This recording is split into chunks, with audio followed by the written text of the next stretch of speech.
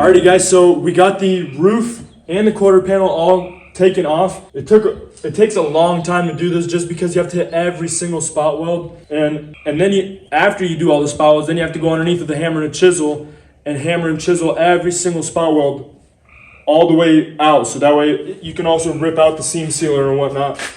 And then we also got this center bar up here as well. We took this piece off because it was all damaged. And then also the one that goes on the interior, and it goes all the way around this entire window and all the way back down into this pillar here, into the door. I went ahead and threw a welding blanket over the front chairs in the dash, just so I don't get them super dirty and get them all nasty. And for the most part, everything is coming off pretty easily. Now it's all, we got to measure all of it to make sure everything's 100% square. All this here, all this damage on the sides, we are planning on fixing that, which sucks. I wanted him just to buy the new piece, but he didn't feel like buying the new piece. So we're gonna try to pull all this out.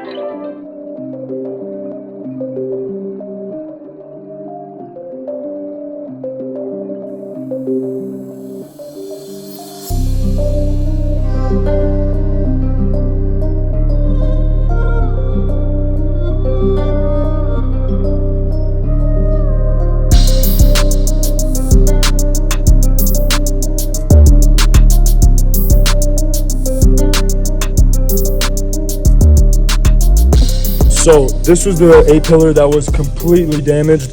We got it all pulled out. It turned out actually really good for what it was. This side's all out and the other side's out also. We got this side all pulled out nicely, and it's all smooth, it's all flat. We still have that body line in there, so all that's good. And then I'll show you, we didn't record much of the quarter panel, but on the quarter panel here, we actually got it all mocked up, cut out, ready to go. And the gaps line up. Right now the striker or whatever you call that, the latch, isn't put in, so it doesn't stay shut. But all the body lines line up very, very good. And in here also we have a backer that we have to put behind there, just so that way it gives it a little more strength. And when we weld it in, when we weld all this in, it won't like ever like bend or warp or press in whenever we weld it. Then for the quarter panel, this piece right here is actually bent down 3/8 of an inch. So what we're gonna do is go from underneath it with the hydraulic press and press it up as much as we can, or back to 3/8 of an inch up. We need to move it, and we'll show you guys that entire process as well. We just put the hydraulic jack in the car on a piece of 2x4, and we'll jack up this top piece here, just to level it out so the quarter panel will actually stick to it. But other than that, everything lines up actually really well. We have the bolt here for the, I think that's the headlight bracket there, and everything lines up pretty good for the most part. I'm just excited that there's nothing else that's like crazily damaged. And then we also have the other part here in the shop that's sitting back here. That's the piece. We got it ordered from the dealer, and we only need a small piece on the inside here from underneath. We only need a small piece around where the window goes, but they gave us that entire section that wouldn't sell separately. And then the other piece that goes on top, they sell separately, which sucks, because now that one I think is at the dealer until August 17th. So it just keeps postponing this build, but we've got quite a bit of work to do anyways until then. So we're just gonna hop right back into it. We're gonna press that I guess it's part of the frame, the rear top of the frame. We'll push that up 3/8 of an inch and get everything fit up nicely, and then we'll throw the roof skin on as well just to see how everything fits up.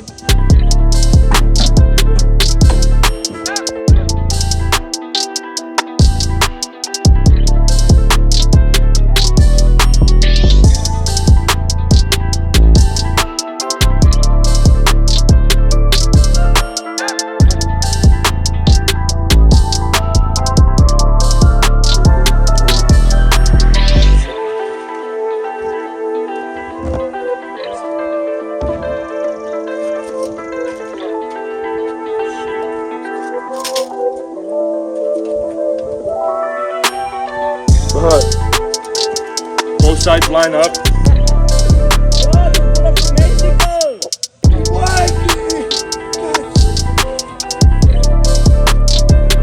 This video is sponsored by Arrowhead Mechanical.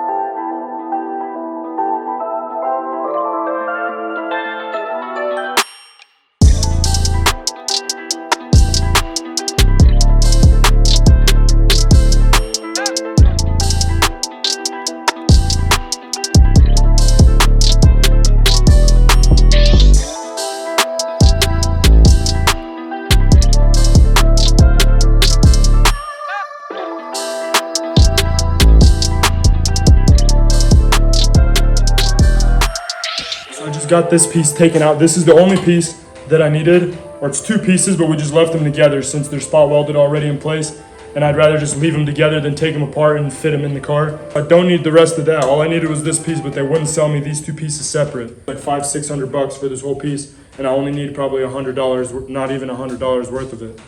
We're just gonna go ahead and put it in the car and show you kind of where it goes. And this piece here, we don't have it cut 100% to length. We just cut it for now, so that way we don't cut too much or too little, but that's how it fits up. So I'm gonna go ahead and mark this, get it cut. That way we can fit it up here and it fits nicer.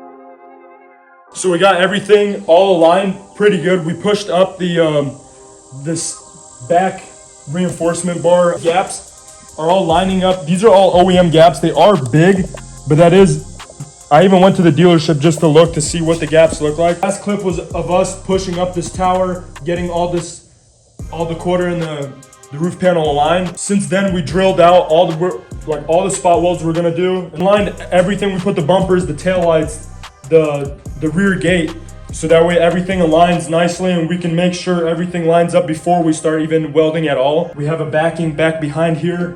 I already did the spot welds, and my brother actually grinded that down already. So we got all this ready to weld. We're just gonna go ahead, weld these seams up and just start spot welding everything. It's just a ton of work, so we're trying to get as much done as possible. I think we did get some on time lapse of us drilling these out, and sanding them down, shooting like weld through primer on the backs. But everything is actually coming together very nicely.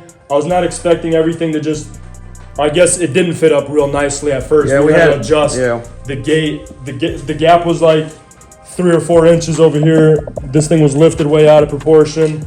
But it's all in the adjustments of your hinges, your struts here. You want to get everything 100% right now before you do any of the welding, just to make sure everything fits right, because I really do not want to have to cut anything out and move it around or play around with it or make it look like a stupid finish whenever it's done. You always want to just throw everything together. It takes a little bit longer, but now we know 100% this is what our finished product's going to look like. And if this is our finished product, it's actually going to be looking good. I'm just going to get right back into work because we have a ton of welding. This is just going to be a couple hours of welding and grinding. That being said, we're just going to hop right back into work because I've got a ton of work to get this thing welded and grounded down. And then from there is paint prep. So we're getting close.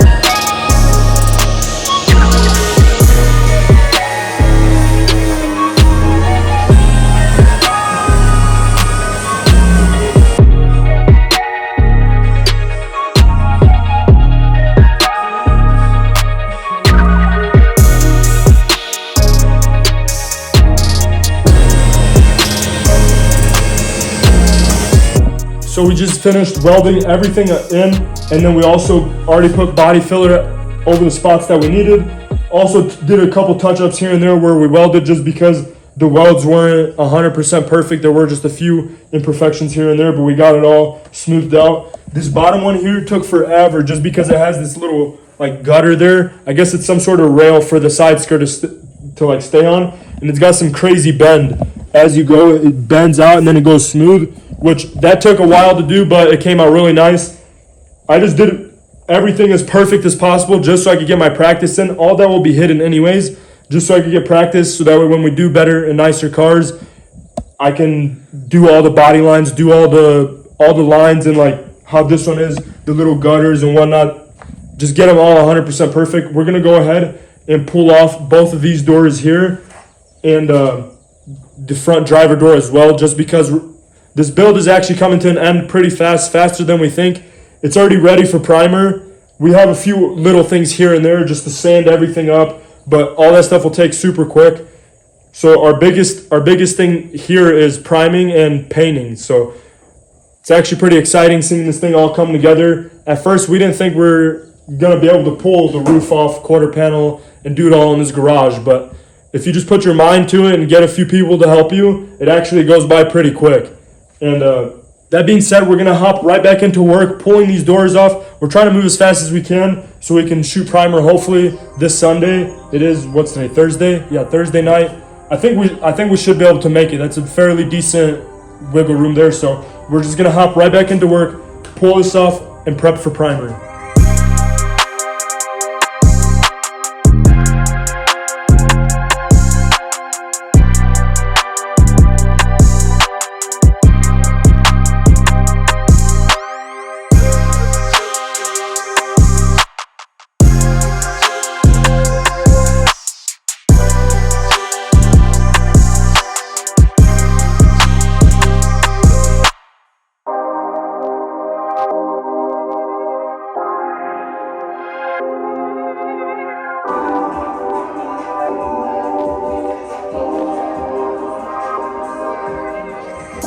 So we got everything taped up last night and ready for primer. We got it all back taped, all rolled our edges so that way we get a nice clean like transition within the primer, so it's not a hard tape line. We got all of it seam sealed yesterday. We didn't really record much of that, and we didn't record any of the taping up process, which I forgot to push record. We're just so busy trying to hurry up and finish this thing. For primer, you want a 2.0, a tip that's a 2.0, just because primer is way thicker. I don't know if you'll be able to really see that on camera or not, but I just have this 3M gun here. Honestly, I wouldn't recommend it really for painting too much, more for primer really. It was like $300 or $400 still. They said they came out with some cool gun with different spraying tips, which it's kind of cool, but this thing's just not the greatest in general for painting. You can still get some really good quality paint jobs out of it, but there are a lot better paint guns. And then I have my respirator, just because we are outside still, but I don't use my respirator because the stuff kind of shoots everywhere and comes back in your face, and I don't want to breathe this junk in, so we're just gonna hop right back into it. So I actually missed one other step, and I also forgot to bring it up here with us. It's the self-etching primer. You want to shoot this right over bare metal. Usually this stuff is green. For some reason, O'Reilly's was out of green, and I have this color here. It's a light gray. It's almost a white. So we're just gonna go ahead and shoot this on there, just a real light mist coat, so that way we don't have to do any other sanding and we don't get any runs. I'll just shoot it on the real nice just to cover the bare metal spots, because this stuff goes directly to bare metal, and then your primer